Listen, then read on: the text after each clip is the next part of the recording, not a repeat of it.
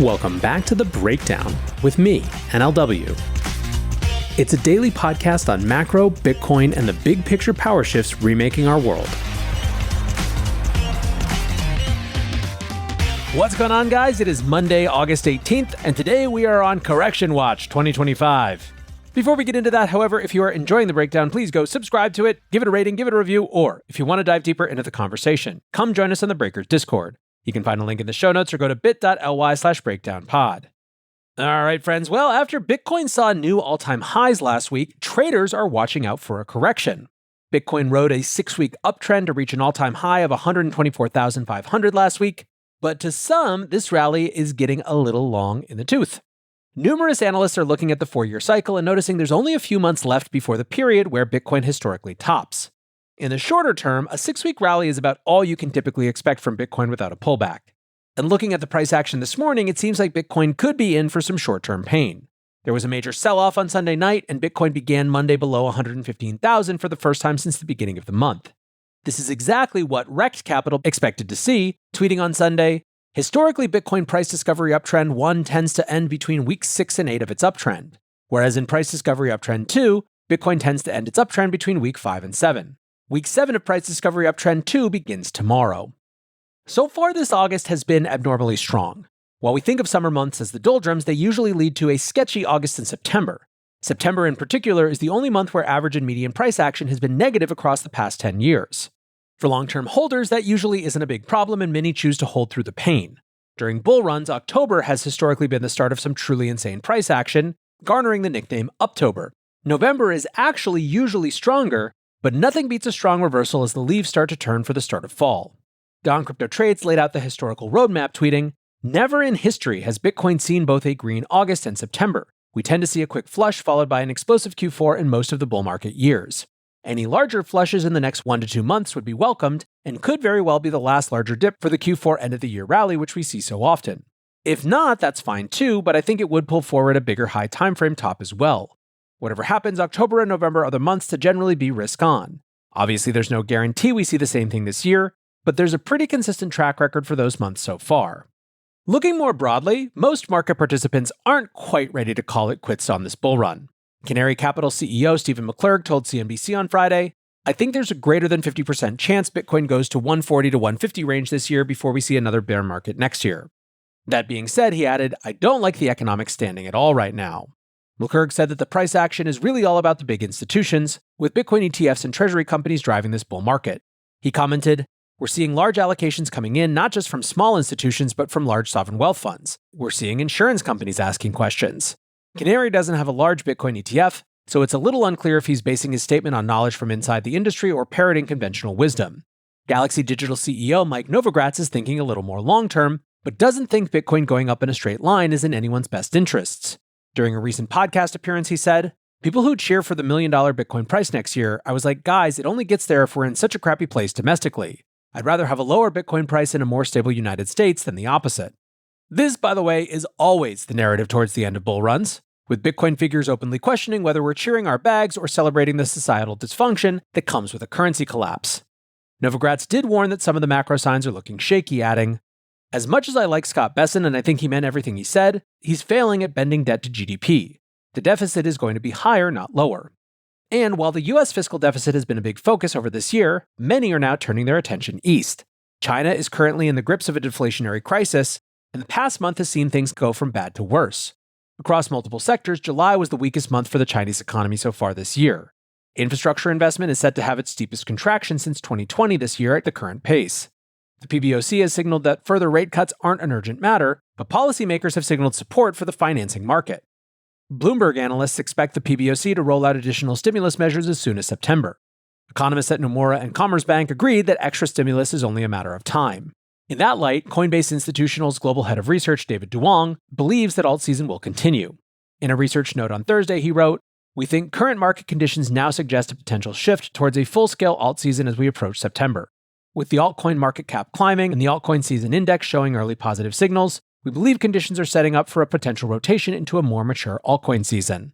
Joanna Liang, the founding partner of Singapore-based venture firm J Square, added, "Three key conditions need to align for an altcoin season to take hold: a supportive macro backdrop, declining Bitcoin dominance, and a strong new narrative. Essentially, there are signs of a pullback on the horizon, but traders are still cautiously optimistic for a positive end of the year.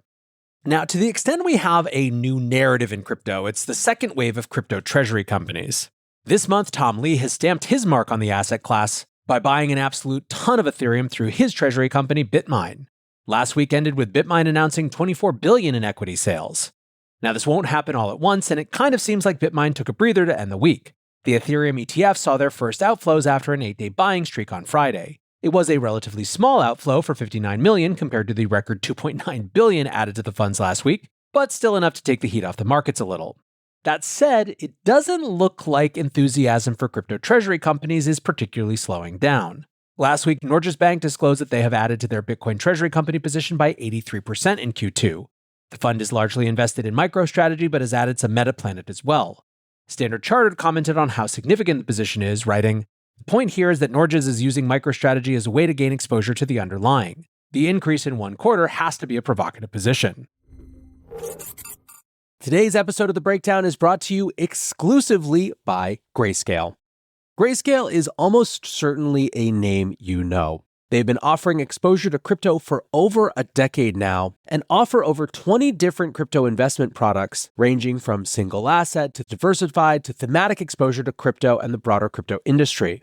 They have long been innovators at the intersection of TradFi and crypto. And one of the benefits for a lot of us is that Grayscale products are available right through your existing brokerage or IRA.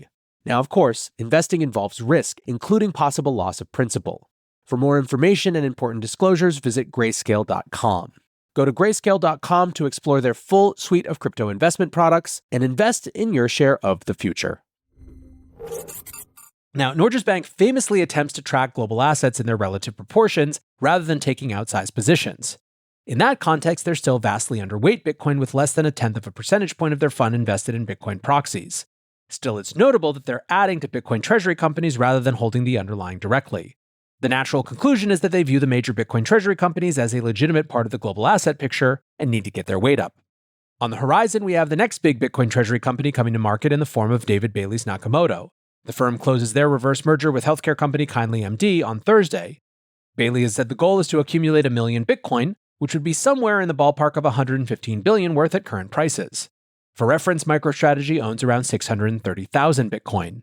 Unlike other Bitcoin treasury plays like 21 Capital, Nakamoto isn't preloaded with Bitcoin, so has a lot of buying in its future.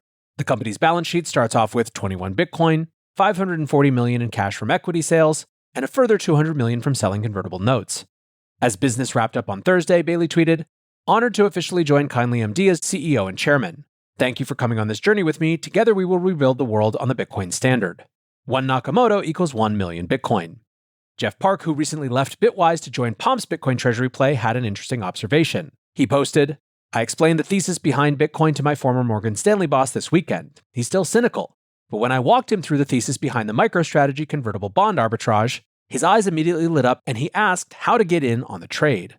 Bullish. More roads to Bitcoin." It's entirely possible that adding some interesting financial engineering and leverage around Bitcoin is a way to make it more attractive to TradFi, and it's also an interesting sign that senior bankers are still skeptical of the boring old digital gold narrative. With all that said, there is still deep skepticism about the crypto treasury companies within the industry. For all intents and purposes, this looks very similar to previous altcoin cycles to many. It's still difficult to find a crisp articulation of why these companies would be forced to unwind, but many are convinced it can only end in tears. Now, tilting at Michael Saylor has become something of a lost cause over the last 5 years he's been running the strategy, but the host of new companies present new targets.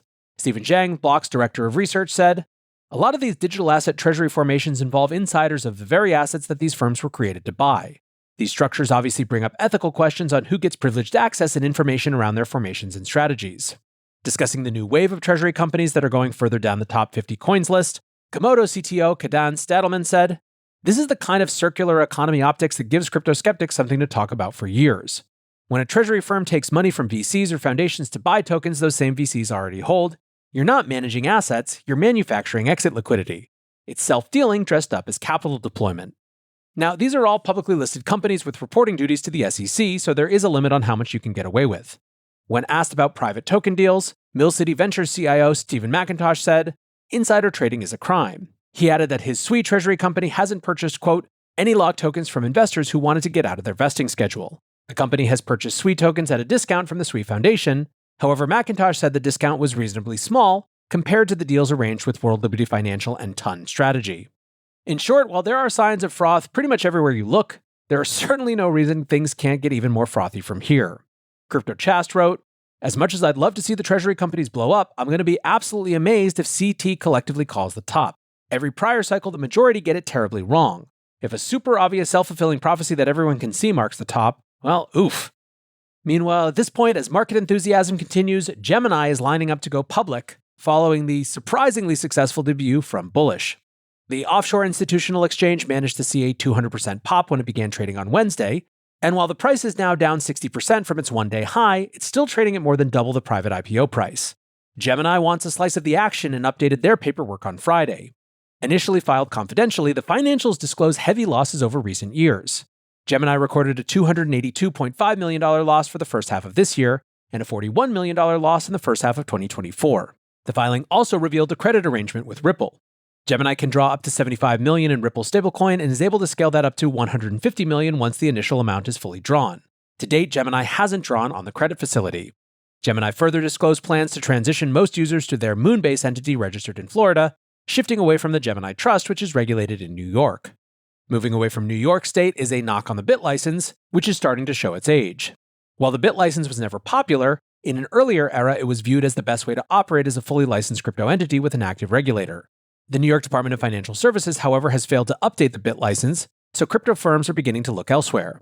In addition, Gemini plans to go public with dual-class shares. The Winklevoss twins will retain all Class B shares, giving them 10-to-1 voting rights and full control of the company. Gemini didn't disclose an IPO price or a target valuation, but have signed with Goldman, Citi, Morgan Stanley, and Cantor Fitzgerald to underwrite the offering. Now, going public with deep losses on the books isn't necessarily a great look, but given how hot recent crypto IPOs have been, many think it's unlikely to matter. Rick Heitzman, a partner at venture firm Firstmark, said, "The IPO window is open. You've seen across-industry broad-based support for IPOs, and therefore, we're advising companies we're invested in to get ready and go public. We don't know when Gemini will begin trading, but the assumption has to be as soon as possible." All eyes, meanwhile, are still on Kraken, which is the last really big crypto company aiming to hit this IPO window. Still, markets are fickle and there's no telling how long the window will last. The response on CT overall was general surprise that Gemini has managed to lose money in a bull market, with Ghoul ID tweeting, "Gemini must be desperate for an IPO as these are some terrible results given crypto market growth the past year. Must just be losing market share." Still, CT has been wrong before, declaring that Circle was vastly overvalued before they went 4x in their first 2 weeks. Bullish is also an unprofitable crypto exchange and traders don't seem to care in the slightest. So, who knows, man? Strike, I guess, while the iron is hot. For now, though, that's going to do it for today's breakdown. Appreciate you listening, as always, and until next time, be safe and take care of each other. Peace